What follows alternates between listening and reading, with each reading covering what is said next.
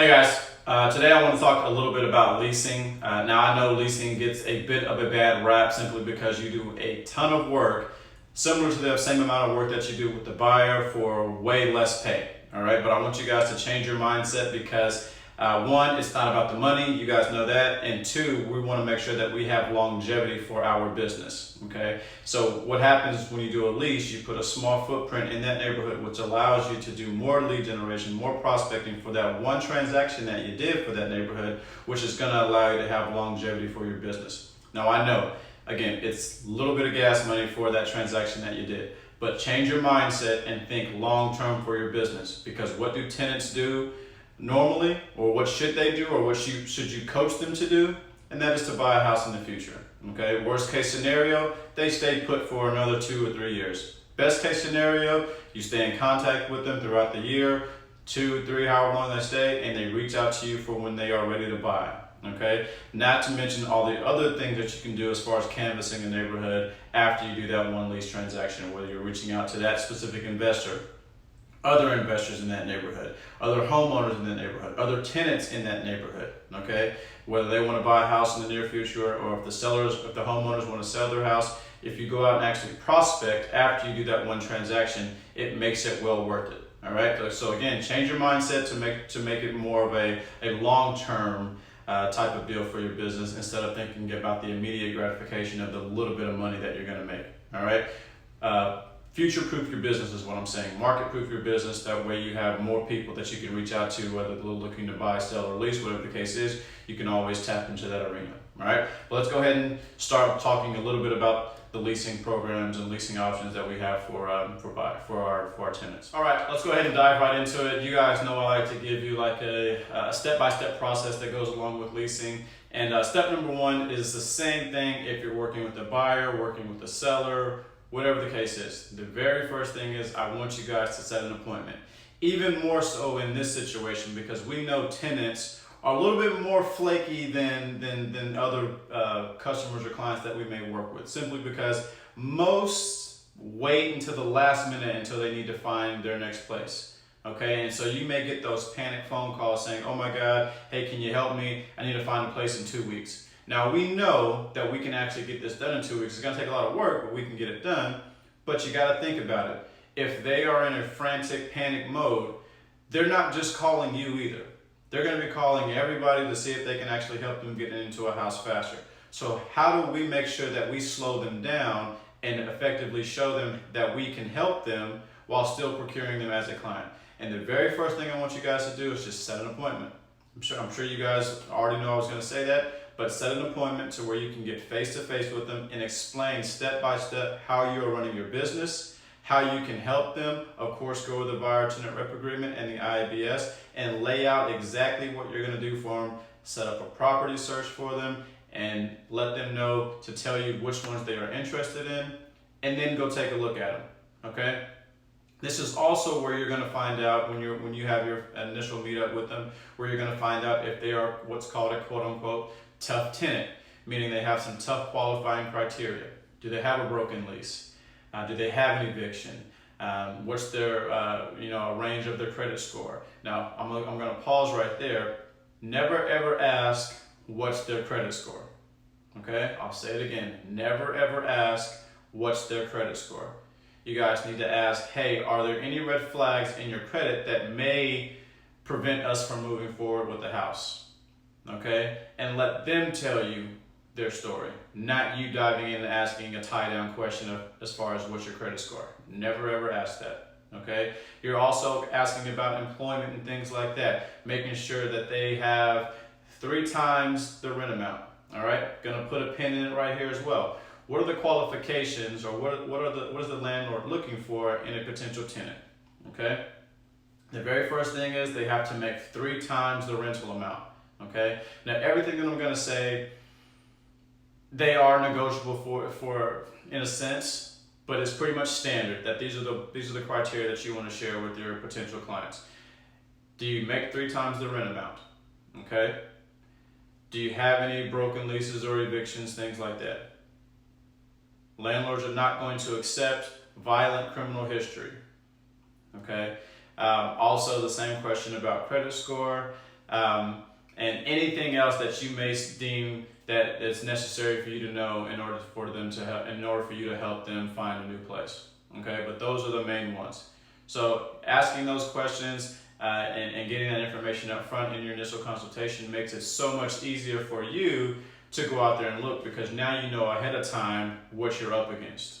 All right, so that's what you're going to find out in that first appointment. All right, you're going to go over and meet with them. You're going to get their criteria as far as what they're looking for, and you're going to go over the criteria what the landlord is looking for to make sure that when you do find a house, it's going to be a good fit. Remember, your number one fiduciary duty when you're working with any client is that you are to protect their financial interests. So, with that being said, with the tenant, if you know there's some tough qualifying criteria that goes along with them, make sure that you look at these two options on the MLS. All right, these two options are best qualified applicant and first qualified applicant. You'll be able to see that on the MLS. If you're working with a tenant that has some tough qualifying criteria going against them, then the first thing that you want to look at before you show them the house are what are the qualifications for a tenant. How are they processing applications? All right. If it's first qualified, that's a really good sign for you working with a tough tenant, because what that means is that landlord or property management company is going to look at the application in its entirety before making a decision, or before even looking at another application. Okay, so that puts you and your client in the best position if they have some tough qualifying criteria. On the other hand, if you see one that says best qualified means that landlord or property management company is just going to continue to stack as many applications as possible until they find the best one that fits what they're looking for. Probably not a good idea if you're working with a tough tenant. Okay, so make sure that you look on the MLS so you can see what their application instructions and how they're actually going to look at applicants, whether it's first qualified or best qualified. Moving on to step number 2. So you've got all the criteria that you need. You've let them know exactly what to be on the lookout for as far as what the landlord is going to look for. You let them know what the application instructions are, if it's best qualified or first qualified. So you've done all that, all right, in your initial consultation. Now it's time to go out and take a look at properties. I want you guys to set the expectation early, whether you do it in your initial consultation or you do it prior to going out and taking a look at properties. Set the expectation that this is not your forever home. However you want to word that, it needs to be known that this is not your forever home. And the reason I'm saying that is because there are 110 people moving here each and every day, and every one of those people are not buying a house. So what we need to do for our client in order to protect their financial interests and to get them into a home is make sure that they know what they're up against. They're up against a lot of people moving here looking for what's called a quote-unquote landing spot until they can actually find somewhere that they want to buy. Okay? So let them know up front that when we go take a look at a house, if it fits what you need and you can see yourself living there for a year or two, then let's make it happen. Because otherwise you're going to continue to lose out, whether somebody looked at it yesterday or looked at it a few hours before and decided to put an application in on it. Let them know up front that we don't have the luxury to go home and quote unquote sleep on it. Okay? Because somebody may have already went home and slept on it and now wants to put in an application. And we just talked about the best process, whether it's first qualified or best qualified. And if that's a situation where you have multiple applications, it's probably not going to be the best for your tenant, whether they're well qualified or not, because really nobody wants to just put their application money at risk without knowing that they're going to actually be approved or not. All right. So set that expectation early. After you do that, now it's time to go take a look at houses. All right. Get your e-key, use your app, go show the houses that you need to go show, and let them know up front, hey, once we find something, I'll have the application ready for you. I'll send it to you, fill it out, and then get it back to me, and that way we can be in order for submitting the application. Now, brings up a good point. What constitutes a full application? Of course, you got to have the application itself, which is found on zip forms. It may be beneficial for you guys just to print a few out and keep it in your car. That way you never have to go back and print it out and then go back and give it to them again. If you have some ready already, just give it to them in the car. They can start filling it out actually up front because the very first page is just all specific information to them. Okay, even if you guys haven't found a house yet, all that information can come once, all the rest of the information can come after you find a house. They can kind of start filling out that first page, all right? The second thing that you need for a full, complete application is you need a copy of everybody's driver's license that is 18 or older, okay? I don't care if they're a son that's still living with them. If he's gonna be living in the house and they're 18, he or she will need to fill out an application, pay the application fee, and provide a copy of the driver's license. All right. Next one, proof of income, whether that's a tax return, bank statement, whatever, W-2, whatever shows some type of income, that's going to be needed as well. All right. If you're using a bank statement, I recommend going back about 3 months or so. Same thing with pay stubs. Okay. Other things that you'll need for a full application, the application fee, okay? Typically you'll see on the MLS it's gonna be about $50 per person, but make sure that you check, okay? And then the last thing that you're gonna need is the actual security deposit. Now people are gonna give you a funny look when you say that, but just know that in order for them to actually look at their application in its entirety, they're gonna need all of that plus the security deposit, okay? If they are not approved, then they do get their security deposit back. They lose the application fee. Make sure that they know that up front. All right. Step number 3. So we found the house. They have given you the okay to put in the application. All right. Essentially now you become a paper passer.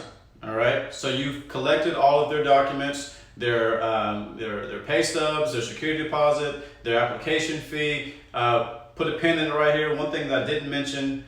The security deposit and application fee need to be in form of a cashier's check or money order, not a personal check, not cash. Okay, believe it or not, people are going to ask if you can pay cash. It has to be a cashier's check or money order. Okay, you collect all of their documents and then either you take it to the property management company or the landlord or the other realtor, or you have your client take it there. Now, people, again, kind of look at me funny when I say that, yes, your client can take their application to the landlord or property management company. If it's on their way home or if it's inconvenient or if it's convenient for them to go do that, it's fine. Okay, what you would need to do is just let them know that let the other agent know or the other property management company know to be on the lookout that your client is going to be dropping something off. If you don't want to go that route, if you think that's a little bit unprofessional, then what you would need to do is have all that documentation ready, put it in a folder, and take it over to that other agent for them, okay? If it's an online application, a lot of questions are asked, well, how do I make sure that I'm being paid or that I get credit for the transaction if they do it online? There's always going to be a little section that the client is supposed to fill out and put your name there. But if you want a little bit more CYA to make sure that you're covered for the transaction, you can always send an email to the listing agent or the property management company or whoever it is and let them know that, hey, I have a client that's going to be applying online. Their names are Sally Joe. Be on the lookout for them. They're going to be sending an application. That way you're tied to them when the application comes in. Okay, so that's how you ensure that you get paid if it's an application that's done online. All right. Worst case scenario, that they don't get approved, they do get their security deposit back, they lose the application fee, and you can go pick that up for them, or you can tell them to go pick it up from the property management company, whichever one that you want to do and however you want to run your business. If they do get approved, okay, technically your job is done. Are you going to stop working? The answer is no. Okay. The reason I say your job is done is because now that agreement is between the property management company / landlord and the tenant. Okay, so the landlord's going to fill out that application, fill out that lease agreement and send it over to the tenant. Okay, have them CC you on that email as well so that you can walk through it with your tenant or with your client to make sure that everything is good and everything is fine as far as what they're going to be signing. Okay, if everything's good, they'll sign it for a move-in date, and then when that move-in date comes, they move in. One thing that I do want to mention, give them what's called the lease inventory and condition form prior to moving in. You'll see on the actual lease agreement that they either have a specified time of 3 or 5 days. Sometimes it's longer, but most of the time it's 3. to fill out that lease inventory and condition form and send it back to the listing agent or the property management company. Now what that form is the tenant's going to go through the house, mark anything that's going on with the house, whether there's markings on the wall, scratches on the floor, whatever the case is. Okay, tell them to be as thorough as possible, take photos, take videos, write everything down. That way, upon move out, they can ensure that they get their security deposit back if they keep the house in the same condition as when they moved in. Okay, that's very important because we talked about it before, is that we want them to purchase a house when this lease agreement is up. And a lot of times that security deposit plays a huge role in them being able to have a down payment for the next house. Okay, so set that expectation up front, or give them that form up front before moving in so they can fill that out. Okay, that number 4. Here is actually where your job starts. Okay, because we know our job is to lead generate. So we've done part of our job and helped a person get into a house because they got approved for it. Okay, you've given them their lease inventory and condition form, and you've helped them as much as you can as far as moving in. Okay, what you need to do next is set a calendar for yourself as far as when you want to follow up with these people. Okay, whether it's a 6-month happy anniversary in your house, certain time frames that you want to check in with them. Okay, follow up is key when you're working with tenants, because again, you want to make sure that you catch them in enough time to ask them, hey, are you guys interested in buying a house now, or do you want to start looking for another lease home? Okay, don't do what got them in this first situation where they were in panic mode trying to find their next house. Give them a little bit of time, especially if they're looking at buying a house. I personally, if they're a first-time buyer, I would reach out after about 6 months to see if they're interested in buying a house, because it takes about 6 to 8 months to build a house, and that puts them in the perfect time frame as far as ending their lease and then getting into a brand new house that they purchased. Okay, so it's about 6 months or so. All right. Other things that you can do. Okay, we talked a little bit about it before. You've now made a small footprint in that neighborhood. Okay, now it's up to you to be the go-getter that you are and go get more business. Think about this. Whenever you have an investor, they typically have more than one investment property.